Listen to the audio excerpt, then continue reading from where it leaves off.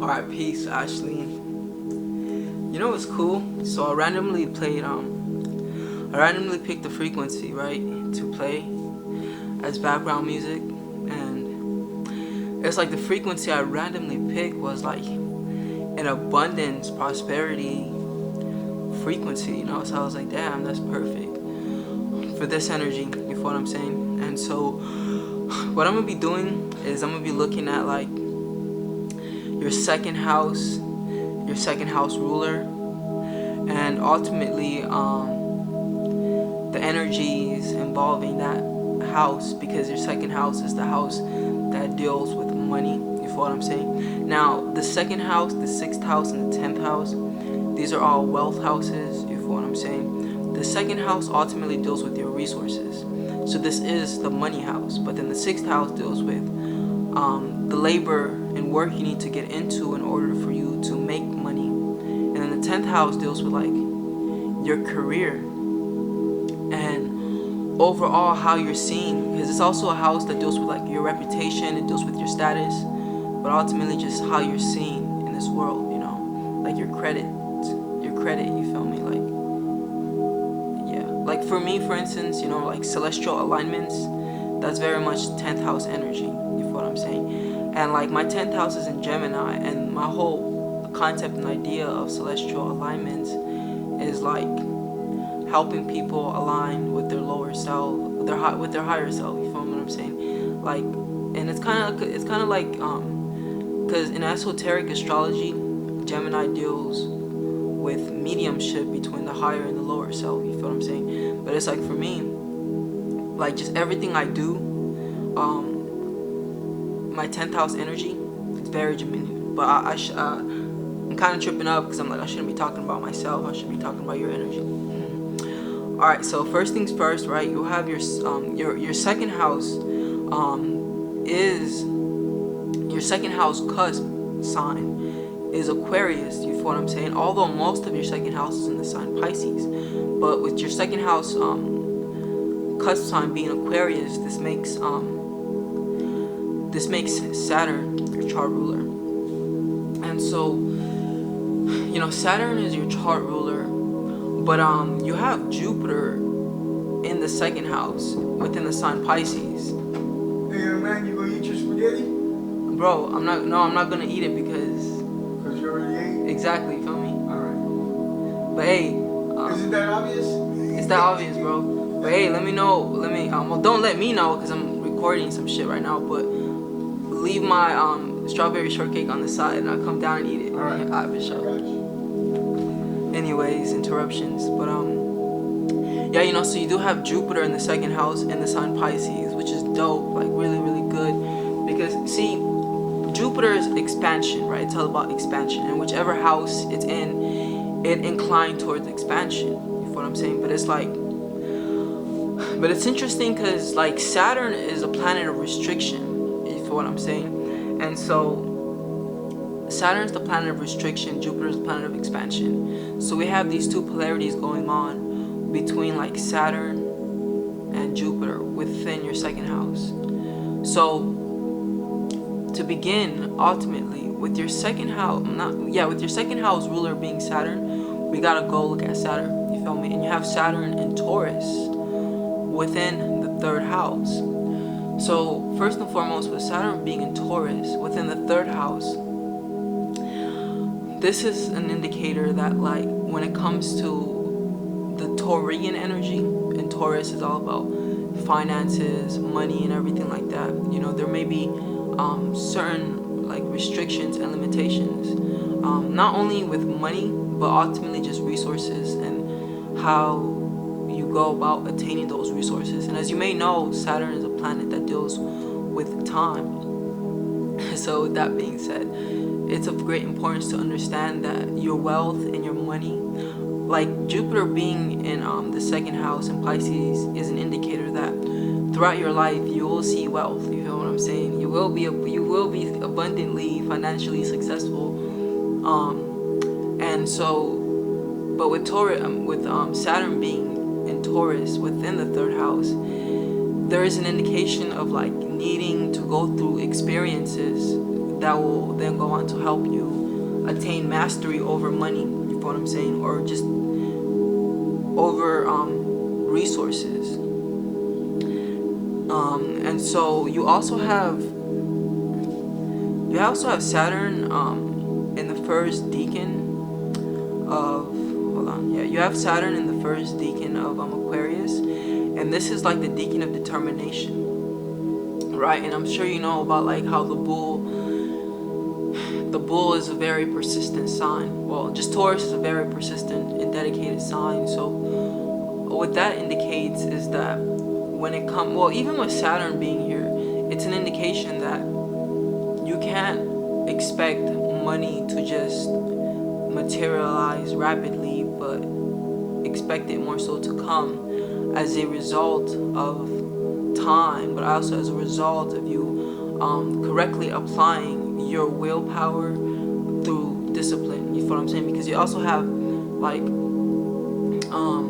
Saturn trining your sun, and a trine signifies a harmonious flow between two planets. And you having this trine between Saturn and your sun is an indicator that you're pretty powerful in allowing yourself to discipline yourself and like kind of working in a ethics, or like, you feel me? Because ethics and morality, even though it's Jupiterian, it takes discipline and it takes self-control to walk in that energy. But it's like with you having that sun trine Jupiter energy, sun trine Saturn energy, it just highlights a harmonious and effortless flow towards you utilizing your willpower and those things in which you claim, like your interests, but then when you go out to acquire those things,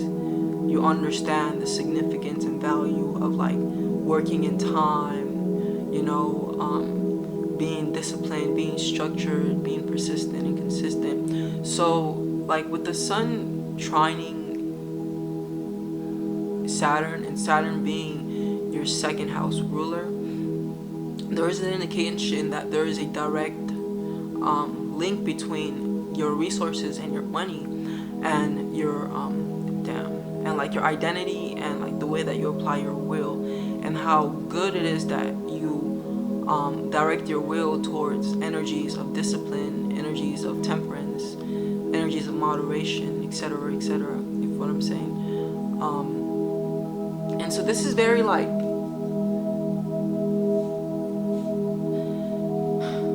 obviously this is energy. Well, Saturn, it's a planet. Well, you know what?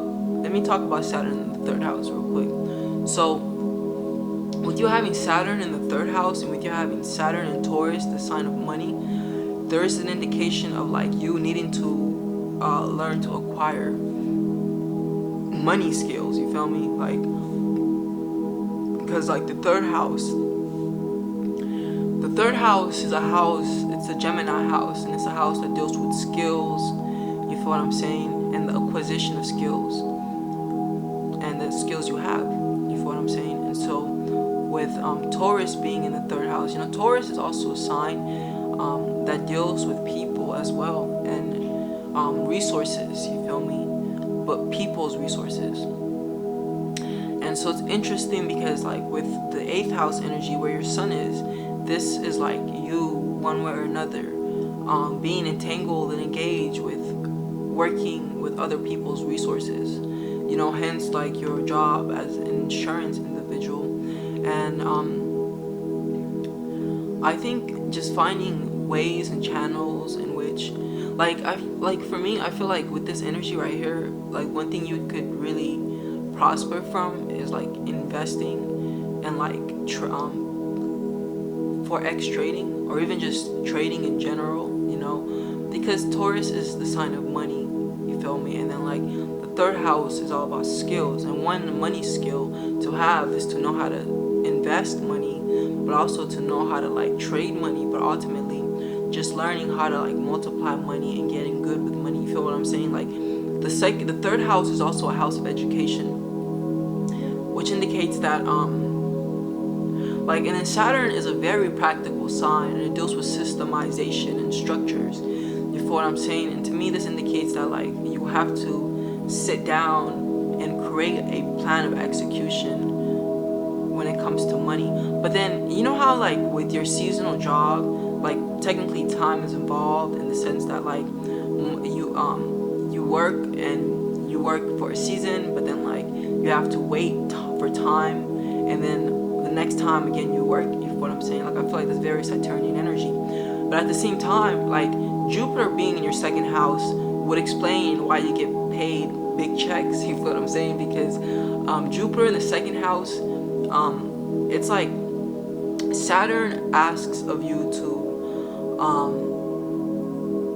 apply self-control and discipline within yourself when it comes to money. You feel what I'm saying? And operate a tight boat, you know, when it comes to money, I guess we can even say. But then it's like Jupiter being in your second house indicates that like when you do align with some form of discipline and some form of structure, you feel what I'm saying? Incline in dealing with money. And you know, Saturn is also a planet that deals with work and laboring, and so is Virgo. So there is an indication that like you do need to align yourself with work. But it's like once you align yourself with that work, then Jupiter will, in a sense, be active as well, and it'll expand, and money will come. You feel what I'm saying? And so through the Pisces energy, and so you may know that Pisces does deal with rendering and helping others, you know, and Pisces very much does deal with like, for instance, you pulling up on someone, right, like you do with your insurance career, like you pulling up on someone and them having crisis and you being the relief. You know, I feel like Pisces is very relief energy. It's like we are the charity. You feel me? We're here to help you. It's all good. It's okay. So this very like Piscean energy, and it's like the way that I see this energy with the Jupiter being in the second house. It's like when you learn to activate your Jupiter, as a result of activating your Jupiter, like money opportunities and money expansion energies come your way. You feel what I'm saying? And so, like, because Jupiter is in the sign Pisces, you have to understand that but then it's in the sign Pisces, which is the opposite sign to your sun sign Virgo.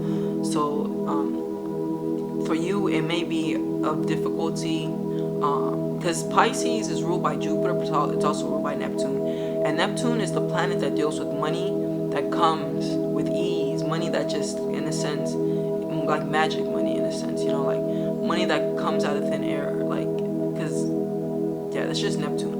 But on another note, you know, Neptune also deals with like scams, you know, scammers.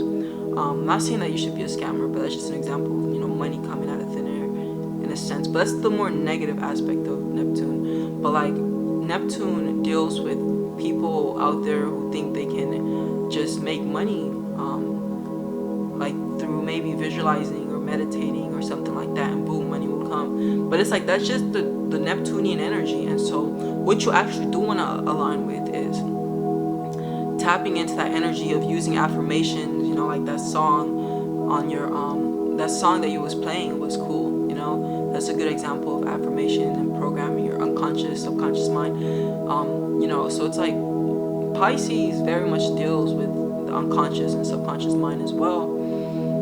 And it's like with you having Jupiter in your second house, to me, I would feel like you are a sort of individual who's more inclined towards attaining a prosperity and abundance consciousness than most people are. You feel what I'm saying? And like Pisces, the visualization energy, and also emotion. So not just visualizing, but you feeling it.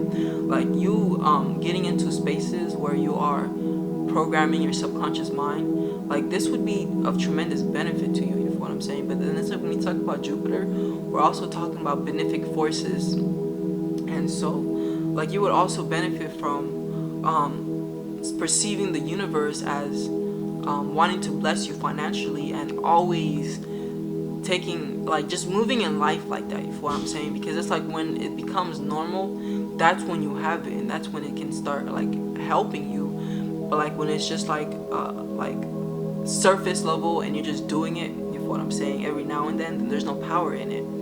It's like you gotta fake it until you make it. But it's like in faking it, you actually become it, right? Because you can't really fake something without becoming it. It's like right once you think in confidence, you become confidence. Right once you think in wealth, you become wealthy mentally and spiritually. But then, like as you know, there's a buffering time, right, between the physical and the spiritual. So things exist in the spiritual, but they take time to exist, to find their way into the material. And the problem with that is a lot of us at times we tend to, because we don't see it coming, we stop doing it, and so it stops existing in the spiritual world. You know, but it's like if you persist and you stick with it, then yeah, the money will up and the money will show. So Taurus, you know, it's a sign that deals with like beauty, right? Art, music, clothing. So like maybe even, but this is Saturn. Yeah, you know, for real, like even maybe acquiring like maybe like cosmetology, like even, you feel me, getting into like cosmetology, I feel like would be a good channel for you to make money through. Or music, you know, like music can be a good place as well. And but more so the contracting aspects of music and like the managerial aspects of music, because that's Saturn, but that's also Virgo energy, you know what I'm saying. But then we also have like clothing, you feel me, and this can be like maybe you're looking into, because you're so beautiful, like looking into being a model, you feel what I'm saying, or like you know, I don't know if that resonates with you, modeling, but like this right here, it can even be like selling clothing, you feel what I'm saying.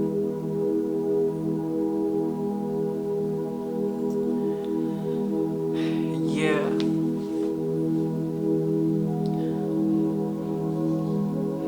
But one thing for sure though is that with Jupiter being in the second house, and Jupiter being like the planet that also deals with like higher power, like it's important, like I said earlier, that you tap into a higher force and a higher power, you know, and make that establishment and agreement with it that you are ready for wealth and abundance and prosperity and you want it now. But like we don't communicate with like God or the universe, whatever you want to call it, through our thoughts. We communicate with it through our emotions. You know, that's what it registers. It registers our emotions. And simply put, painful emotions repel things away from you. When you're in pain, and even if you're praying and you're praying from a place of pain, you're actually going to push away all those things that you want, because pain by nature is just repellent, you feel what I'm saying. But then we also have pleasure, which attracts and draws things to you. But it's important that you get into that Jupiterian benevolent energy, and even like getting into spaces where it's not about what you receive but what you give. You know, like in giving there's a direct correlation to having according to what you give. But like Saturn is a planet that deals with saving money and like hoarding money, you know, and so like there may need to be like an overcoming of that energy, because we save money and we hoard money typically from a place of fear, you know what I'm saying. But it's like if you're really in that understanding of like you live in a universe where everything wants to support you financially, you feel me, and like really get into it, because it's a journey, it's an emotional journey for sure, you feel what I'm saying. I would say I'm on that journey as well, you feel me, of like opening myself up to my wealth, because it's me who's actually closed off. Like I learned that the universe is abundant and the universe wants to give, but it's me, because of my conditionings, that I have closed off from it, you feel what I'm saying. And it's like you have your Jupiter retrograde, and so with Jupiter retrograde, this can be like an energy where you there may be a feeling of like God doesn't fuck with you, you feel what I'm saying. Or like you have to try extra hard to prove to God that you're worthy of being fucked with type energy, you feel what I'm saying. And so it's like there is a need and importance to getting into, and it's all about, with retrograde energies, it's all about changing your attitude towards that energy, towards like the energy of like I want to use the word religion, but what I really mean is like philosophy and higher understandings and spirituality, you know, and taking it into a place where it's like understanding that just as everyone, or you see a variety of people acquiring their success with ease, that can be you too, you know, and you're worthy of that. Like you can attain that wealth with ease as well. Hold on, let me look at some more things that's associating to your second house. And it's like, yeah, you know, pretty much. But then you also have like, you have Saturn squaring. You have Saturn squaring your Mars. Saturn squaring your Mars. So this energy right here can be like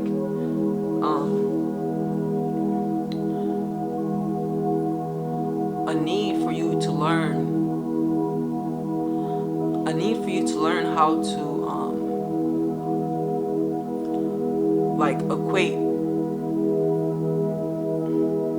not even equate, but like I know that I earlier, like, okay, like the sun, it more deals with like your willingness to do something, right? The things you're willing to do, and it's like there may be an energy within you of willing to go out and work and hustle and get that money. But then like Saturn squaring your Mars, there may be this like dissipated energy of not having an ability to stick to something for long times, you know what I'm saying?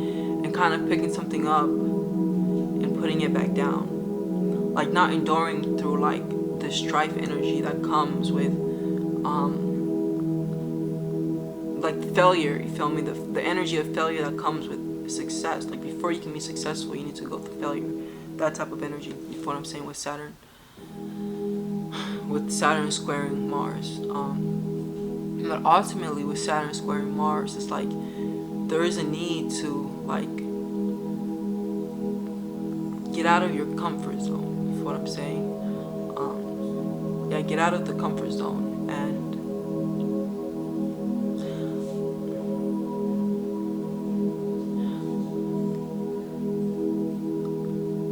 getting out of the comfort zone by understand, like, I say getting out of the comfort zone, but it's actually like associating and equating like comfortability and that energy of the moon, like bringing the energy of the moon to your Mars, and like understanding that if you grind and if you hustle and you put in effort, you feel what I'm saying, then in the long run you'll be more comfortable. And it's like when you think about it like that, then it like using your Mars energy becomes easier, you feel what I'm saying? Because you're using your Mars energy to further expand your moon energy, your energy of comfort.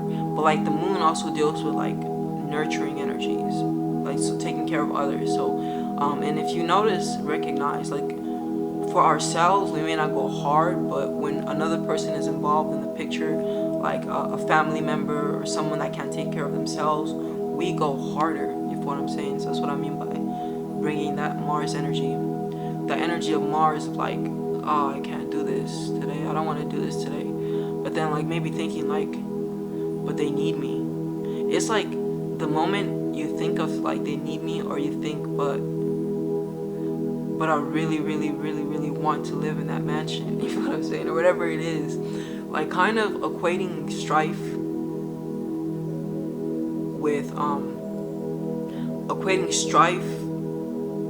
comfort, rather than equating strife, Mars, with Saturn, doubt and fear, and the idea of what if I try hard but I don't make it, you know what I'm saying? I feel like with the Saturn square energy, this can really play out, like not holistically being comfortable and seeing yourself moving through time and space, but more so wanting things to come now, you feel what I'm saying? And this can be of detriment as well, because in reality, you know, with a lot of things that deal with success, it's like you need to operate according to time. You know what I'm saying? And the things that come to you easily will also easily be taken away from you. But like when you work on something, you actually build something. You know what I'm saying? And in the building of that thing, it's easier. You know what I'm saying? But ultimately, let me also put it like this. Like with you having your second house, with you having your chart ruling planet Saturn in the third house, it's an indication that the amount of money you acquire is a direct reflection of the skills you have, you feel me, and how valuable those skills are to others, you feel what I'm saying? Because the second house is the house of value, especially practical value. So you should acquire skills that can help people practically, you feel what I'm saying? So maybe getting into like financing and helping people work with their money would be like a good example for this. And like with that 8th house sun, perfect. It even makes it even more in alignment, you know. So like maybe being like a broker or like an investor, just energy that deals with you working with other people's money and you having money skills to help other people expand their money and everything like that. You know what I'm saying?